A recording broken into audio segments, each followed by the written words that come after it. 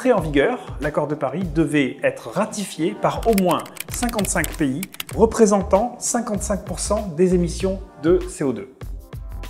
Et c'est ce qu'on a obtenu puisque il y a maintenant plus de 100 pays qui ont ratifié l'accord et grâce notamment à la ratification des États-Unis, de la Chine et de l'Union européenne, l'accord est officiellement entré en application, entré en vigueur le 4 novembre, donc il y a quelques jours. Donc désormais, on est dans la phase où on met en application l'accord de Paris.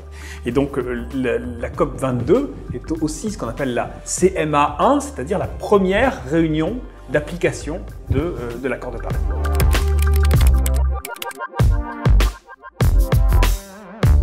La finance, au sens large, est réellement entrée dans le sujet il y a un an.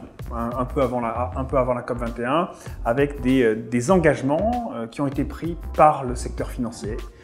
Donc des engagements qui sont de plusieurs ordres, qui sont d'arrêter de financer un certain nombre de choses qui sont néfastes, donc typiquement par exemple les centrales à charbon, donc beaucoup de banques, de compagnies d'assurance ont décidé d'arrêter ces financements, et puis ce qu'on appelle décarboner les portefeuilles.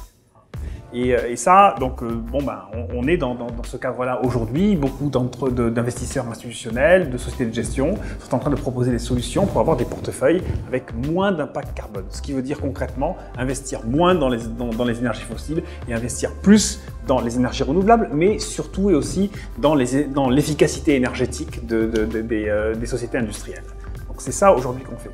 Donc ça se traduit concrètement par des fonds d'investissement spécialisés dans les énergies renouvelables, un fonds d'investissement qu'on est en train de lancer et qui sera annoncé au moment de la COP22 à Marrakech, qui va être investi sur la réhabilitation des terres partout dans le monde, parce qu'on sait que ces sujets d'agriculture sont aussi extrêmement clés, ça sera un des sujets de la conférence de Marrakech. Donc voilà comment la finance peut devenir un outil au service de cette transition essentielle.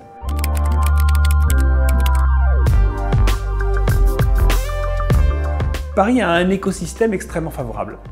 Cet écosystème, je dirais qu'il repose sur deux piliers.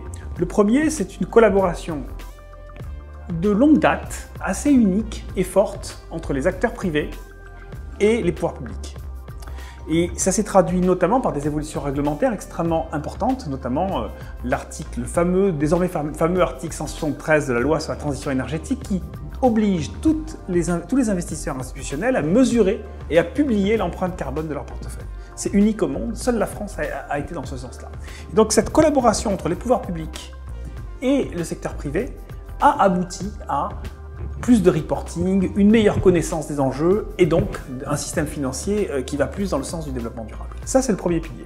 Deuxième pilier, c'est un écosystème privé extrêmement favorable avec des acteurs de premier plan dans l'ensemble des domaines, les banques, les compagnies d'assurance, les sociétés de gestion, des cabinets de conseil, des agences de notation et notamment sur le sujet central de ce qu'on appelle les green bonds, c'est-à-dire les obligations vertes, où la France est le deuxième émetteur mondial après les États-Unis avec 15 milliards d'euros, donc 15 milliards sur à peu près 100 milliards d'émissions au niveau mondial. Et la France a annoncé donc il y a quelques semaines qu'elle serait probablement le premier pays à émettre des obligations vertes souveraines, des obligations d'État vertes.